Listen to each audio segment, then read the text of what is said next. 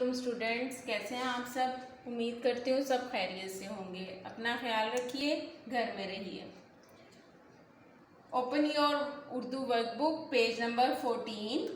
सबसे पहले आपने दिन और तारीख लिखनी है। पढ़िए, पेंसिल फेरिए और रंग भरिए।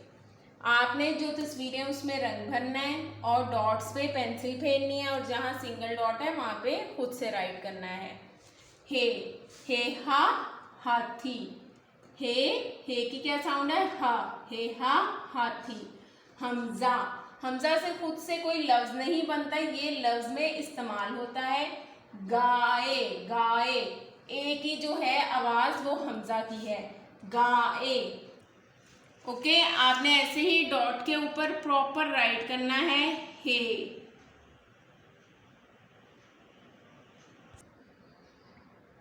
हे के बाद है हमजा, छोटा सा सी बना के और स्लांट लाइन। ऐसे ही आपने प्यारा प्यारा डॉट के ऊपर राइट करना है। ओके स्टूडेंट, हे हमजा हमने डॉट पे राइट कर लिया। अब हम जहाँ पे सिंगल डॉट है वहां पे राइट करेंगे हे,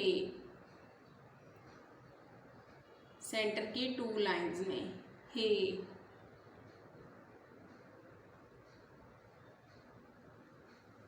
हे के बाद हमजा, छोटा सा सी बना के और स्लांट लाइन।